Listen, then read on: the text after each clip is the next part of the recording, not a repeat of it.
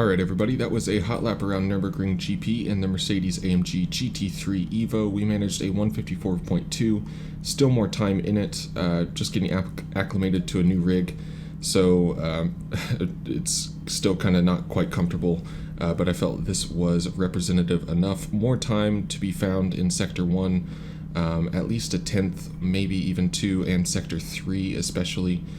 For me, I think there's a couple more tenths out here to be found, but nevertheless, those are the sector times if you are curious at what they are there. We'll go ahead and take a look at the setup here.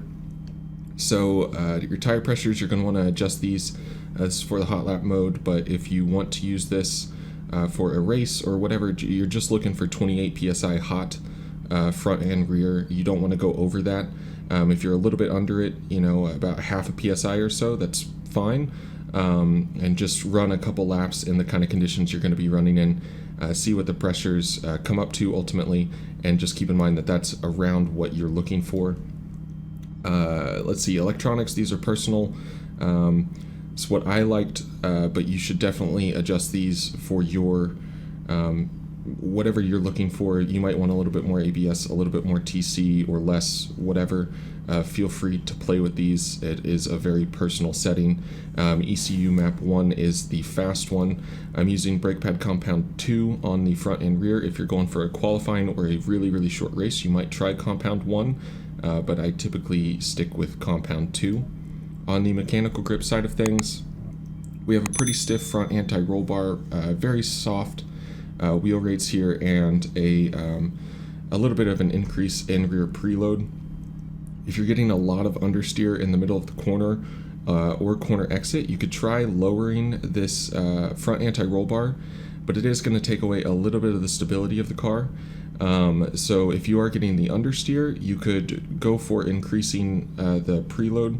Might make the car a little bit more secure on turn-in, and then add some oversteer once you pick the throttle up.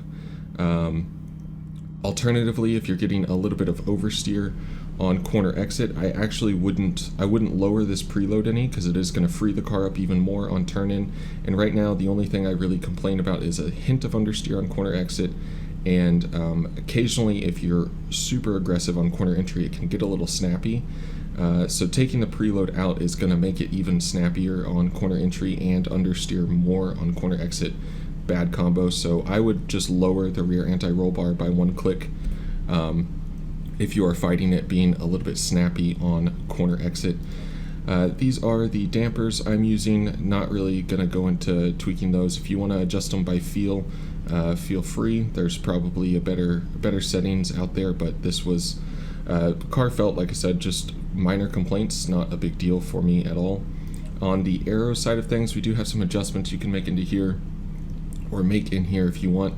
You can always add just a little bit of rear wing if you want to settle the rear of the car down a little bit. If it is a little bit too understeery, I would go for increasing the rear ride height and keeping the rear wing right around the 7 mark. There's really no difference. I went down to wing 5 and went up to wing 9 to try it out, and there wasn't a huge difference, so just kind of running right in the middle.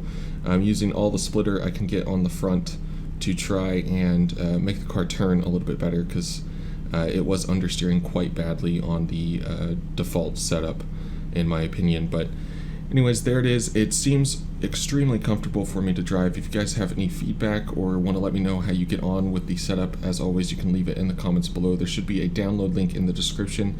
Thank you so much for watching. I appreciate all the support, guys. I hope this can help you out. And if so, make sure to give the video a like, and as always, subscribe if you want to see more stuff like this. Until next time, bye-bye.